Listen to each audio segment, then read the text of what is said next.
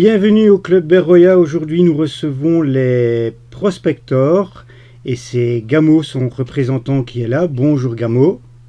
Bonjour à toi, mon cher Brony, The 3000. Comment tu vas? Super bien, content d'être avec toi ce soir. C'est moi qui te remercie et je suis très heureux de t'accueillir. Alors, les prospectors, ça existe depuis combien de temps? En fait, le club donc s'est créé en octobre 1999, tu vois, donc ça date un petit peu quand même déjà maintenant. Et donc au départ, nous étions un club en fait de collectionneurs de figurines, de produits dérivés et notamment pas mal de choses Star Wars, donc un club aussi axé sur le cinéma, etc. Et donc, les réunions ont commencé comme ça. Et moi, j'ai rencontré donc le président, David Jens Spiel, peu de temps avant cette date, enfin, un peu après, pardon. Et je suis rentré dans le club donc en 1999. Donc, depuis, j'y suis. Voilà. Donc, tu étais vraiment depuis tout début de sa création, alors, si je comprends bien. Ah, je suis arrivé, le club venait vraiment de se créer. Et par un ami commun qui travaillait à l'époque, qui avait travaillé avec David, avec Spiel, donc, un jour m'a dit, il faut que tu rencontres un gars, tu vas l'adorer. C'est un gros fan de Star Wars, un gros collectionneur de jouets. On s'est rencontrés, pardon, et on s'est plus quitté. Voilà. Donc, au départ, si je comprends bien, c'était un groupe de collectionneurs, c'est ça? Voilà. On se faisait une réunion une fois par mois. Longtemps, on s'est réunis chez moi, puis dans différents endroits. Et on faisait pas mal de bourses, de conventions, notamment on allait souvent à Woluwe, à Bruxelles, le dimanche pour acheter des figurines, des choses comme ça. Et dans le club, tu avais des gens qui étaient spécialisés. Par exemple, on avait Joe à l'époque qui était spécialisé dans tout ce qui était ufologie. Moi, c'était évidemment Star Wars au niveau des jouets de la collection. Tu avais des gens qui collectionnaient du Spawn, du Marvel. C'était vraiment un club assez hétéroclite, tu vois, vraiment avec beaucoup de variantes. Et ensuite, qu'est-ce qui s'est passé? Vous avez décidé de faire des cosplays ou bien Bah, plutôt de la construction de personnages? Qu'est-ce qui est arrivé en premier? en premier, ce qui est arrivé, en fait, c'est le cosplay. Ça veut dire que je dirais, vers 2002, on a commencé à créer les costumes et à aller en convention. Mais au départ, voilà, c'était vraiment pour l'amusement avant tout. Donc 2002, voilà, ça a été un peu la révélation. On a rencontré d'autres clubs. On a aussi rencontré nos amis du Dragon Squad en Flandre via dans les premiers fax et tout ça quand c'était encore au tout début à Gand. Et ça a commencé comme ça, puis on a commencé à accompagner quelques amis dans des clubs pour faire des animations diverses. Et ensuite, en 2004, là, ça a été le gros challenge, c'est que notre président nous a dit, voilà, moi j'ai envie de créer du décor Star Wars. Nous, on s'est dit, OK. Lui, il avait envie vraiment de créer des créatures. On a dit, OK. Même si le pari au départ était un peu fou, parce que, tu sais, on a démarré, à- avant d'être une petite ASBL, on a démarré vraiment là où je travaille comme éducateur et animateur. Et le garage était inoccupé, donc on a commencé à construire. Au début, on a fait quelques maquettes, puis ensuite, on a commencé à construire un évaporateur d'humidité. Puis après, David nous a dit, moi, j'ai envie de faire Jabba.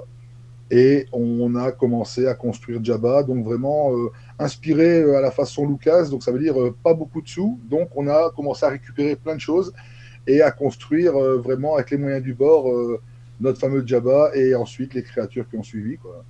Et c'est quoi, vous aviez un plan ou bien c'est plus énormément de photos ou comment ça s'est passé? Alors là, mon cher Bronis, je dois te dire que ça a été assez laborieux parce que, évidemment, tu penses bien que rien ne fuite de chez Lucas, hein, les dimensions et tout ça. Et on a en fait recherché, on a même quelquefois, tu vois, fait des arrêts sur image des films pour voir comment était une créature, pour la retranscrire à taille humaine, ou etc. Et donc, on a commencé à trouver des dimensions de Jabba le Hutt. On a vraiment démarré comme ça, tu vois, vraiment, je veux dire, à la bonne franquette. Et on a très vite trouvé le moyen de bien réaliser les choses. Et alors, c'est fabriqué comment ça, le Alors, Jabba? comme chez Lucas, on a des secrets de fabrication, tu t'en doutes bien. Mais pour te donner, alors tu vas rigoler, il faut savoir que Jabba, il a été fait en grande partie avec au départ du grillage à poules et du papier toilette. Et du papier toilette?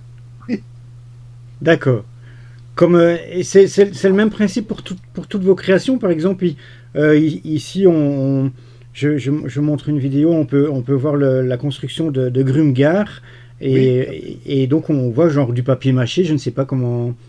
en fait, si tu veux, que ce soit pour Jabba, ou pour Grumgar, ou pour toutes les autres créatures, comme le Max Riboband et tout ça, toutes les créatures qu'on a dans le club, au départ, si tu veux, donc on fait vraiment une armature en grillage dans laquelle on fait quelquefois une structure en bois pour un peu la rigidifier.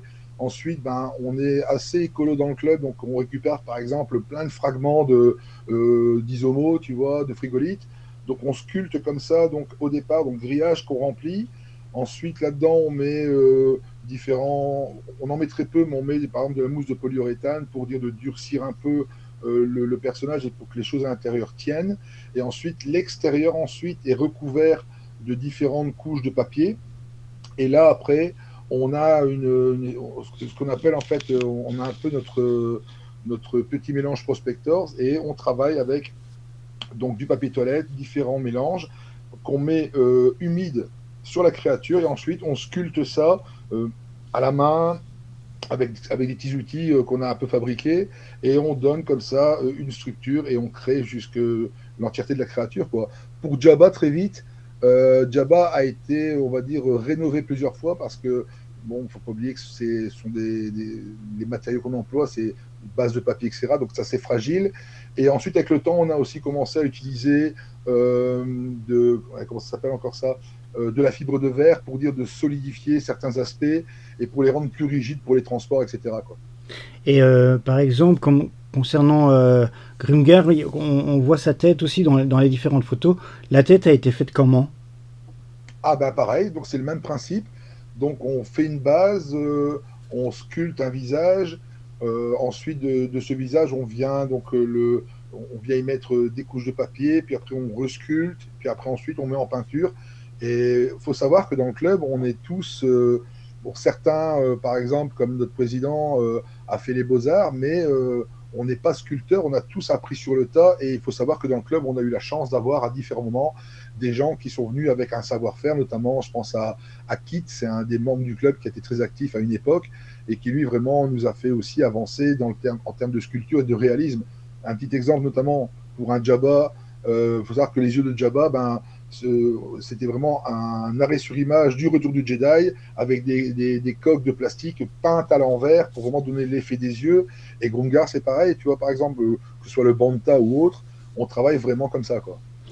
D'ailleurs, concernant le Djabba, vous avez voyagé, pardon, vous avez fait plusieurs voyages avec le Djabba, je pense. D'ailleurs, vous avez été à Orlando et je pense Ah que oui, oui.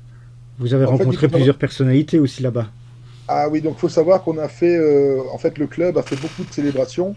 Alors pour la petite info, moi j'ai fait quelques conventions et quelques célébrations, mais comme je t'ai dit, la fois où on s'était rencontrés, moi je suis musicien, je fais de la batterie depuis 36 ans maintenant, donc j'ai eu souvent des groupes, donc il y a beaucoup d'endroits où je ne suis pas allé, mais comment je veux dire, le club a toujours voyagé et en fonction des gens qui étaient choisis pour représenter le club, on partait avec nos amis flamands, etc. Et donc on a fait pas mal de célébrations.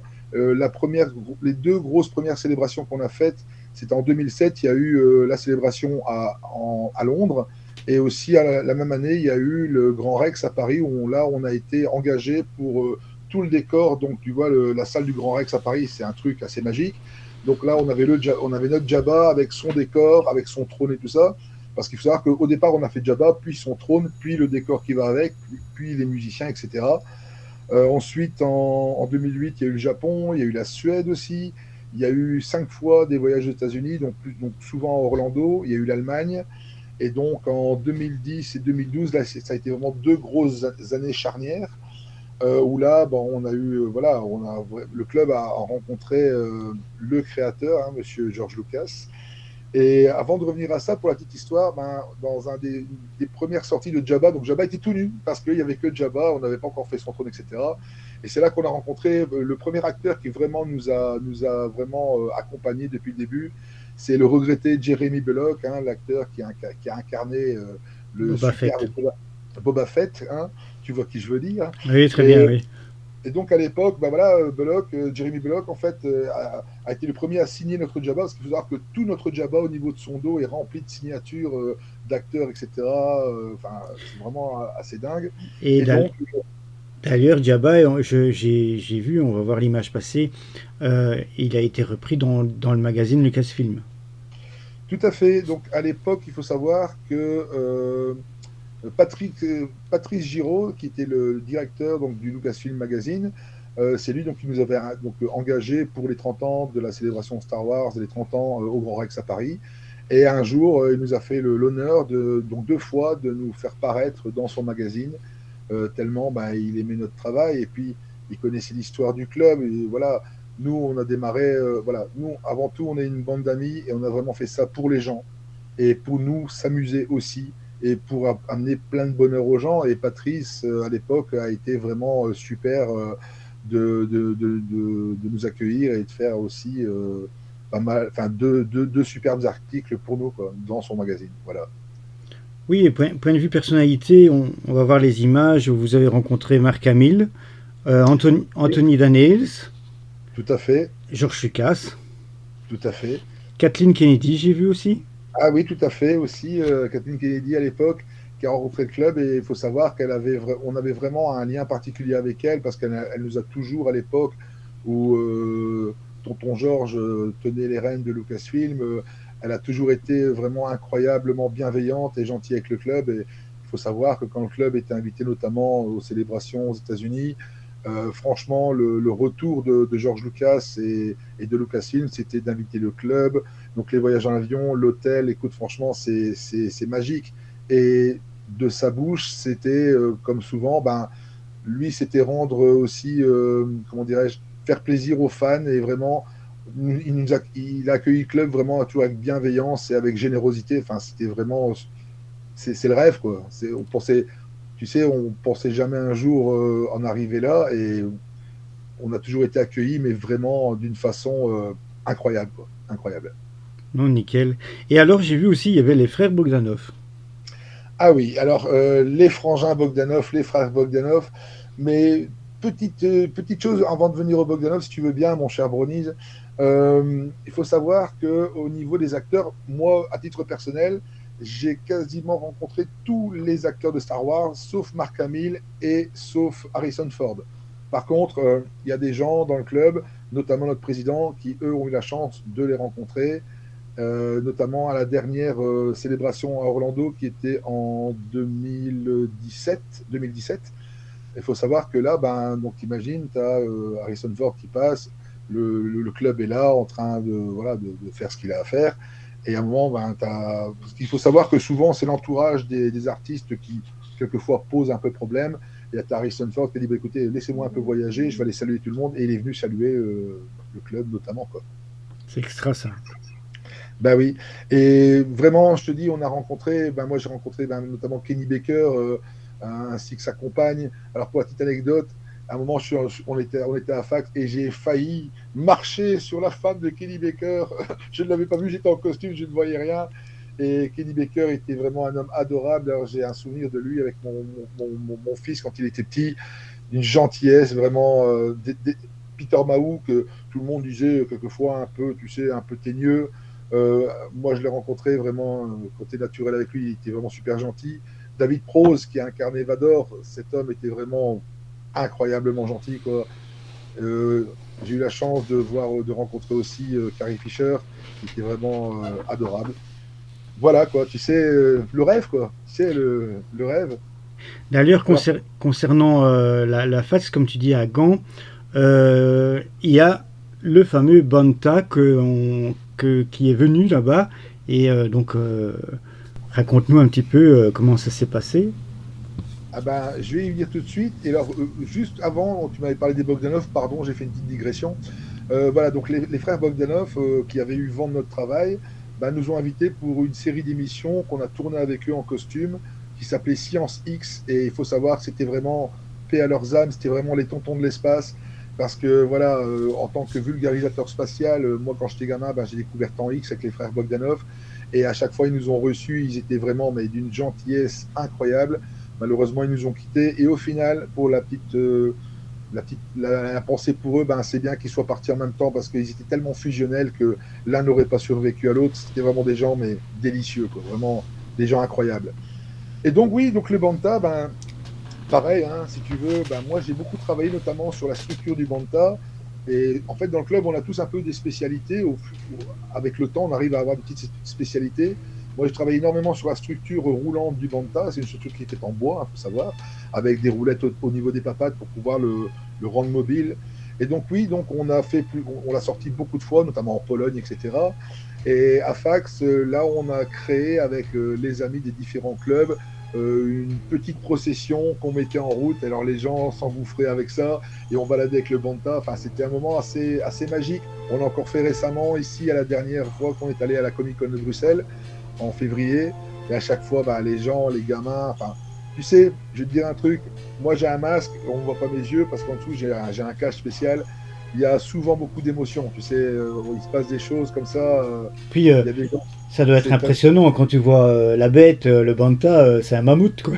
Ah bah, ça a la taille réelle d'un éléphant, il ne faut pas l'oublier, donc quand ça bouge, ça a la taille d'un éléphant d'Asie, hein. C'est ça à la base, hein. Les bantas, c'était des éléphants, hein, au début dans Un Nouvel Espoir. Ouais, C'était ouais, des tout à éléphants. fait. C'est un éléphant. Et, et donc, quand on le bouge comme ça, tu vois des gens, des enfants qui sont là avec leurs yeux, waouh!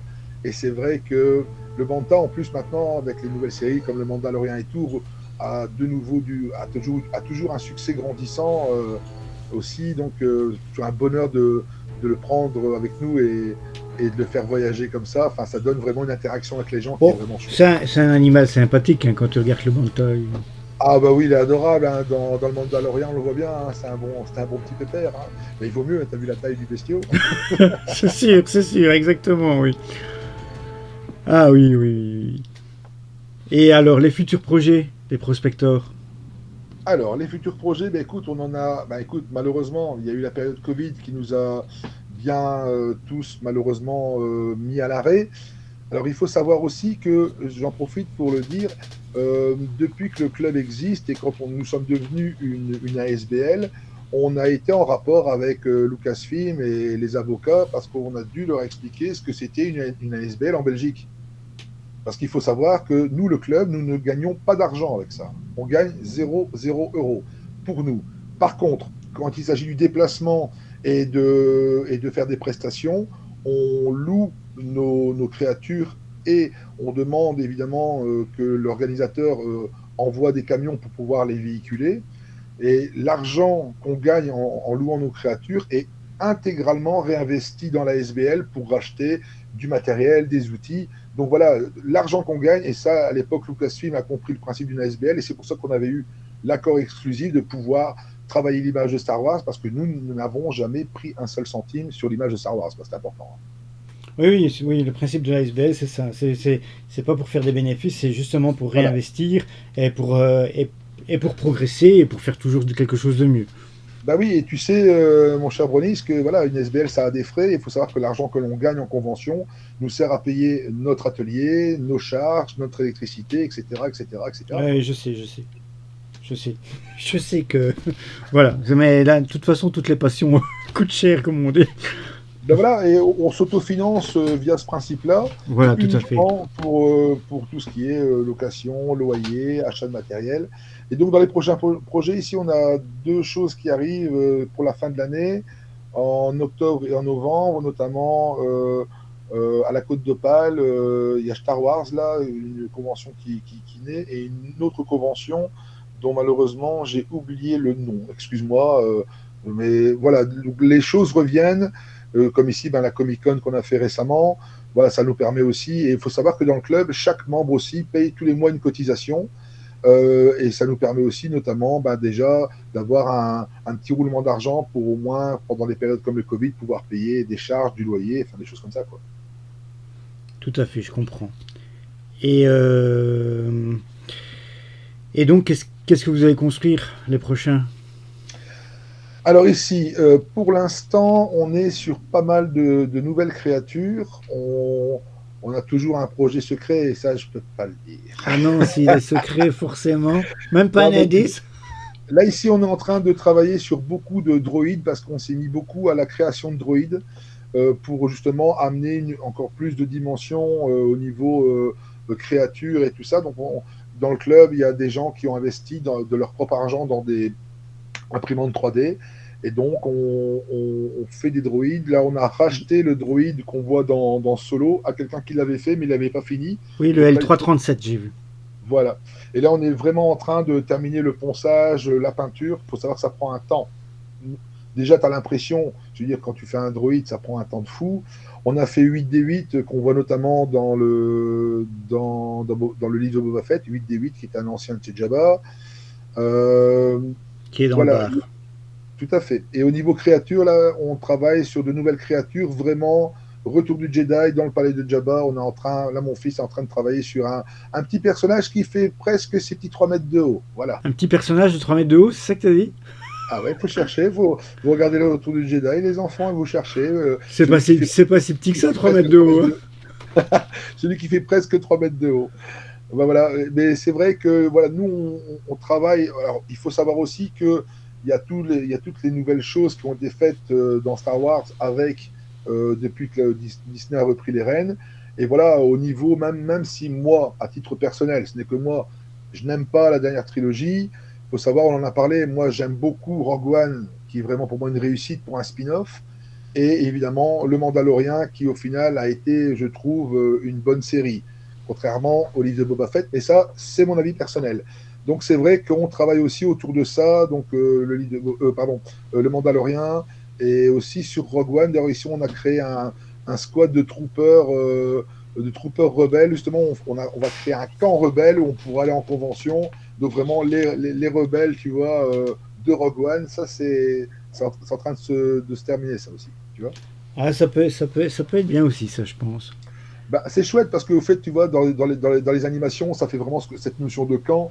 Et il faut savoir que les prospectors, bah, on fonctionne complètement comme un groupe de rock, quoi. Moi qui fais des groupes de rock et de métal depuis la nuit des temps, il faut savoir que bah, les prospectors, on fonctionne de la même façon. C'est vraiment le même fonctionnement qu'un groupe de rock. Et quand on tourne, bah, on essaie, enfin, on essaie pas, on est le plus professionnel possible à tous les niveaux, que ce soit dans toutes les réalisations qu'on fait et ensuite dans les animations qu'on propose aux gens, bien évidemment. Quoi.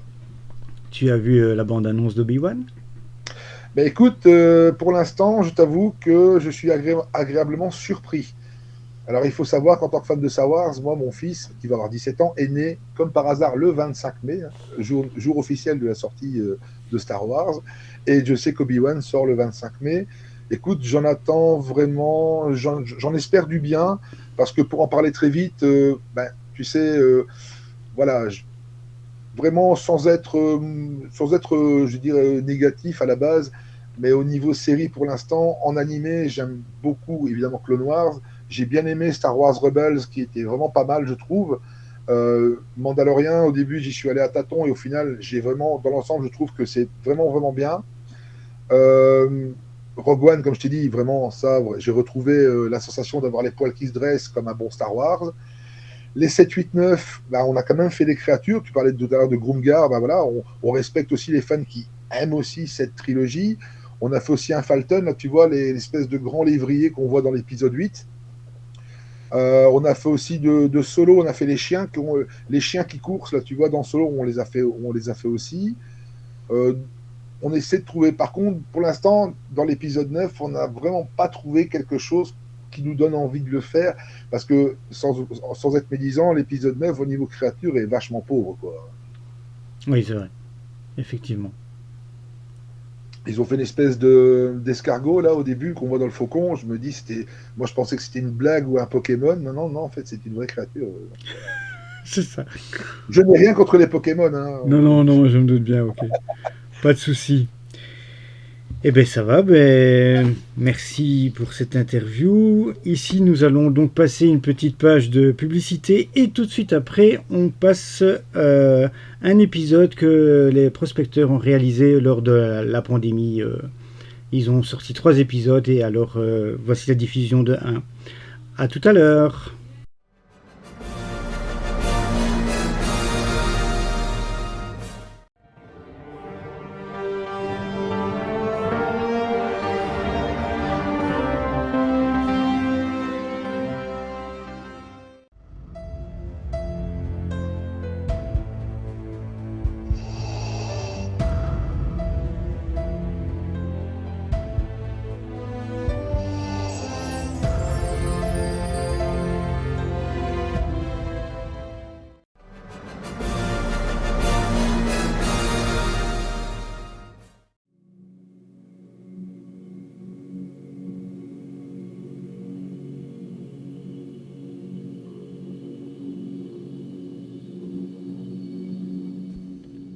Citizens of the Empire. This is a reminder that for the safety of your fellow citizens as well as yours, it is mandatory to wear a mask in public areas during this health crisis, regardless of your species. If you have a mouth, a nose, or gills, they should all be covered properly to avoid harmful germs from spreading. Follow the example of Lord Vader and our proud troopers, who never catch or spread any germs. They have other ways to kill you. Get to this end, please.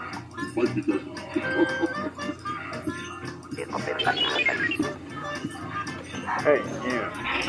Put your mask on. You, put your mask on now.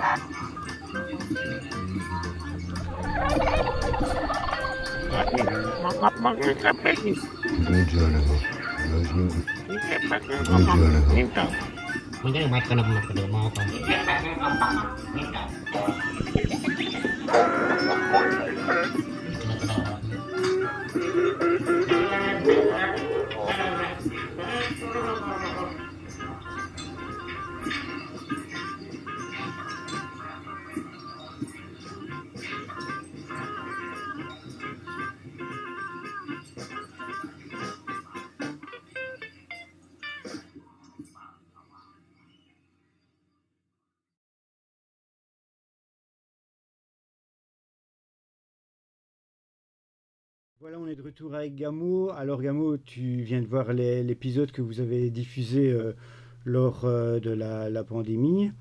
Oui. Donc il y a eu 3 épisodes. Oui. La réalisation, ça s'est passé comment? Y a-t-il du futur aussi dans ces épisodes? Raconte-nous. Alors, donc on avait fait donc, ces épisodes pour parler justement des gestes barrières par rapport à la pandémie, etc. Il faut savoir que la réalisation, là, c'est Spiel, donc David, le président, qui vraiment fait tout ça. Et nous, on arrive avec nos costumes, on prépare l'animation et ensuite on tourne. Il faut savoir aussi qu'on a de gros projets en matière de tournage. Où on a déjà collaboré avec des gens de l'extérieur qui venaient dans nos ateliers pour profiter, parce qu'on a construit aussi pas mal de décors pour justement tourner leurs fan films, etc. On a justement, on a eu l'occasion de collaborer avec nos amis du DTS, avec Michael et compagnie. Ils étaient venus notamment incarner des personnages lors de certains des tournages.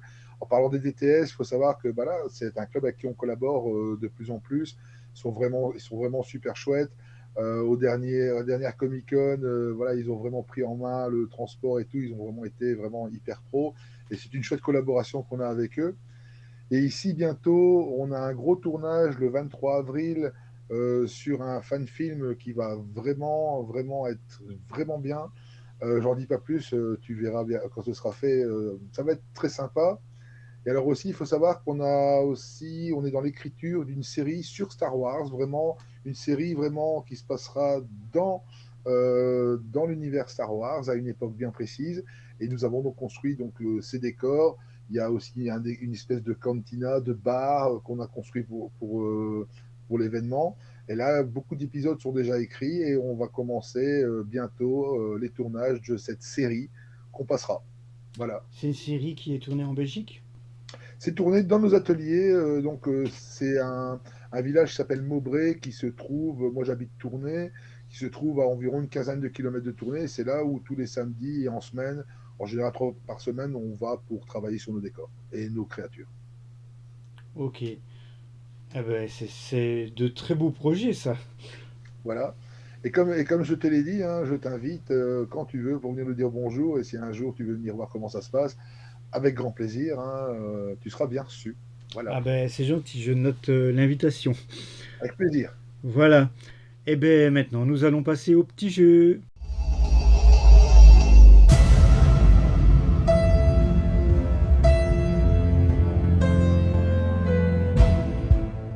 Voilà, nous sommes de retour avec Gamo. Alors Gamo, nous allons faire un petit jeu de questions-réponses. Ah, T'es prêt? toujours moi. Hein. Alors il y a 10 questions et du choix multiple. Il y a 3 choix. Donc D'accord. je vais te poser les questions, je vais te dire les 3 choix, et puis tu vas me donner la bonne réponse, je suppose. J'espère. Prêt? Je suis prêt, surpris. Alors, première question. Pourquoi a-t-on choisi le 4 mai pour la journée Star Wars? 1. il n'y a pas de raison particulière. 2. Le premier volet de la saga qui a été tourné est l'épisode 4. Ou 3. C'est un clin d'œil à la phrase culte May the Force be with you. Ah ah. Alors là, attends, que je réfléchisse. Moi, je dirais la troisième. Hein. C'est exact, c'est la troisième. C'est une référence culte à May the Force be with you. Très bien. Deuxième question. De quelle couleur est le sabre laser d'Obi-Wan? Bleu, rouge ou vert? Mais il est bleu, hein. Très bien. Bonne réponse. Troisième question. Quel était le nom de famille de Padmé avant de devenir la princesse de Fide et de prendre le nom Amidala? Est-ce Organa, Jobal ou Naberi? Nabery? Très bien. Bonne réponse. Pas évident celle-là. Ah, celle-là, elle était choucarde. Quatrième question. Comment s'appelle la planète glacée de l'univers Star Wars? Tatooine, Naboo ou Hoth? Hoth. Oui, ça c'est très facile par contre celle-là. La planète que l'on voit dans le meilleur Star Wars de l'histoire. Tout à fait. Cinquième question. Dans quel épisode Darvator dit-il à Luke: Tu sais contrôler ta peur, maintenant libère ta colère? L'épisode 4, Un nouvel espoir, l'épisode 5, l'Empire contre-attaque ou l'épisode 6, le retour du Jedi? Le retour du Jedi? Non. Ah? Ah non, c'était l'Empire contre-attaque. Ah oui. L'épisode 5. Ah bon, il me semblait... Bon, ok, d'accord, je te fais confiance. Combien mesure Chewbacca? 2,20 m, 2,28 m ou 2,35 m? Non, 2m20. 2,28 m. 2m28. Ah ouais, tiens, je le voyais plus petit. Tu vois? Avec ou sans semelle? Il y avait un poil en plus. Il y avait un poil en plus. Peut-être qu'il a mis des petites semelles, hein, pas. Ah, je ne sais pas, je ne sais pas. Ah, ça c'est facile. La septième question. De quelle espèce est Jar Jar Binks? Ewok, Gungan ou Wookie? Ah, Gungan. Oui, très bien. Attention. 8. Snoke est interprété par quel acteur? Mark Hamill, Adam Driver ou Andy Serkis? Andy Serkis. Très bien. Grand Andy Serkis. Oui, qu'on peut voir aussi dans La planète des singes. Et c'est l'acteur qui a incarné Gollum dans le Tout à fait, ouais. C'est vraiment des personnages tout différents. Hein. Et tu sais que pour la petite anecdote, il faut savoir que dans Le Seigneur des Anneaux, quand t'as Gollum qui crache, c'est vraiment le vrai crachat d'Anthony Serkis. C'est vrai? Ah, ça, ouais. ça, je le savais pas, ça. Ils l'ont gardé au montage, c'est vraiment quand il crache, au moment où il mange des lapins, c'est son vrai crachat. Extra. Ça, je ne savais pas l'anecdote, là. Tu m'apprends quelque chose. Bah écoute. 9e question. Déjà la 9e. Dans l'épisode 4, où la princesse Léa cache-t-elle les plans de l'étoile noire? Sous les racines d'un arbre de la planète Naboo, à bord du vaisseau Faucon Millennium ou dans la mémoire de R2-D2? De notre cher petit R2. Très bonne réponse. 10e question. Dans quel épisode George Lucas fait-il une apparition à l'écran? L'épisode 3, La revanche des Sith, l'épisode 4, Un nouvel espoir ou l'épisode 5, l'Empire contre-attaque? George Lucas, c'est dans l'épisode 2 qu'on le voit. Et on le voit même avec sa fille. Oui, ben, j'avais comme réponse épisode 3, La revanche des Sith. En fait, ça se passe au moment où tu as Obi-Wan et Anakin qui poursuivent Zamoiselle, la chasseuse de primes, et ils arrivent dans une espèce de cantina où tu vois même Oui, Anthony tout à Daniels, fait. Je suis entièrement d'accord avec toi, c'est ça.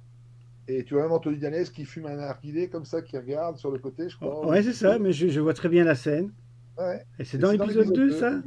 C'est dans l'épisode 2. Ah, ben, les journalistes qui m'ont pondu les questions-réponses, ils se sont plantés. Hein. C'est pour ça que je vérifie pour le retour du Jedi, parce que j'en suis un peu sûr. Ah ben ouais, je vais vérifier ça du coup. Ouais, c'est drôle, c'est bien. Vas-y, continue. Ah mais j'ai fait mes 10 questions. Ah bah c'est super. J'ai fait mes 10 questions. Mais sincèrement, moi, je savais bien que c'était dans la... C'est la prélogie, hein, c'est ça, je me trompe pas. Ouais. Je me disais bien que c'était dans la prélogie, mais c'est ça que je me suis dit. J'ai pas trop cherché quand ils ont mis l'épisode 3, parce que je croyais que c'était une scène de l'épisode 3. Je te dis, il y a même sa fille, je pense, qui est en Twi'lek, je crois.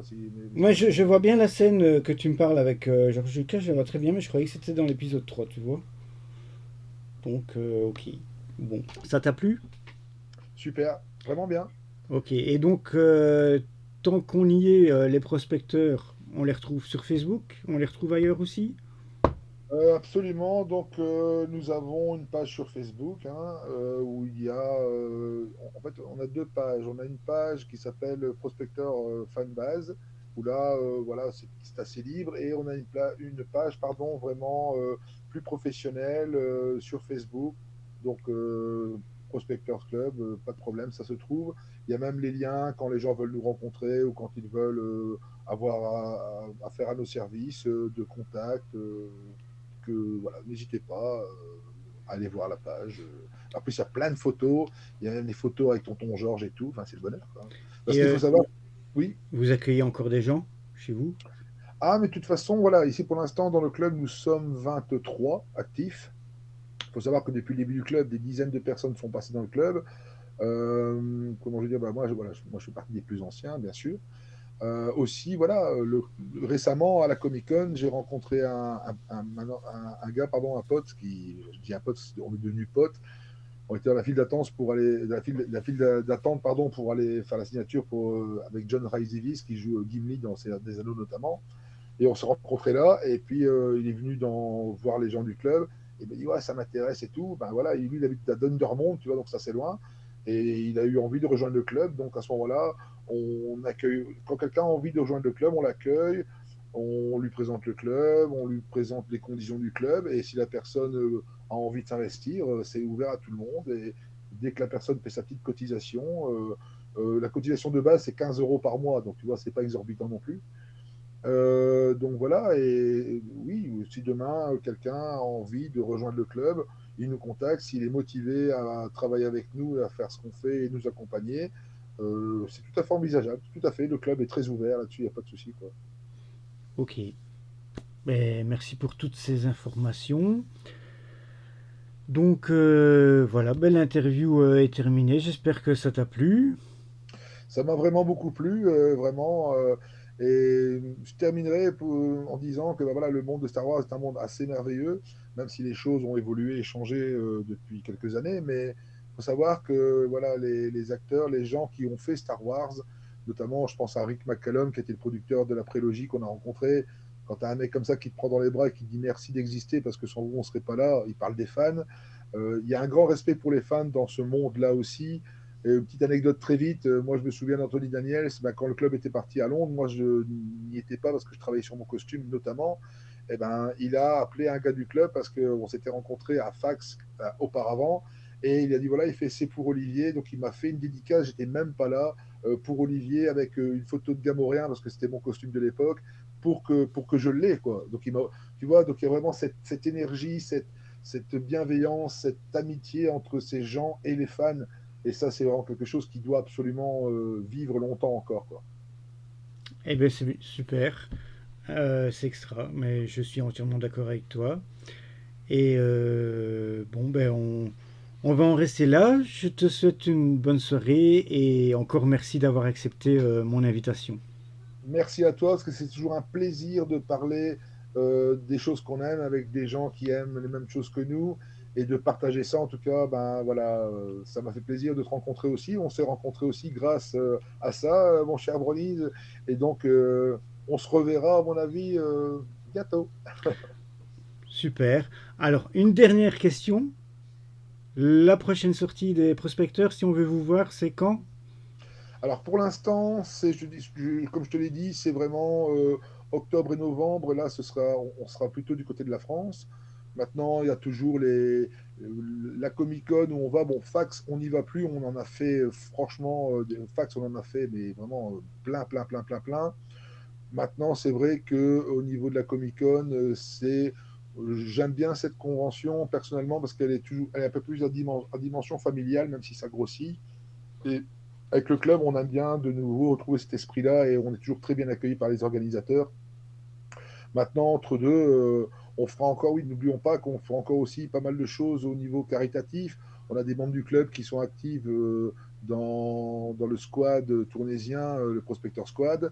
Et donc, il y a aussi pas mal de costumes qui se font aussi en un peu plus réduit, en costume, en storm, etc., pour différents événements, voire pour épauler différentes associations comme le Don du Sang, etc.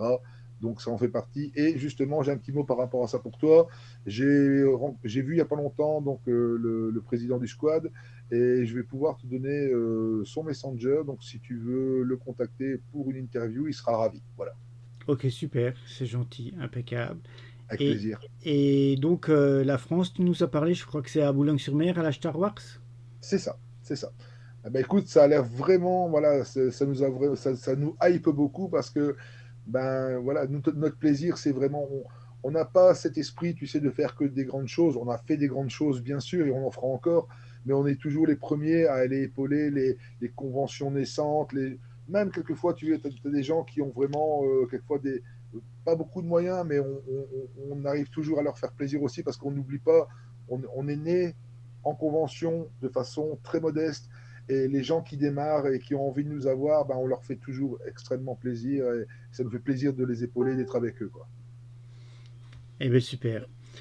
Alors, ben, on va se laisser sur ça. Je passe tous à tout le monde une bonne soirée et bonne soirée à toi aussi. Et Merci. encore une dernière fois, merci d'avoir accepté. De rien, merci à toi et bisous à ceux qui vont regarder la vidéo. Ciao, ciao. Bisous, salut, au revoir. Salut. Au revoir.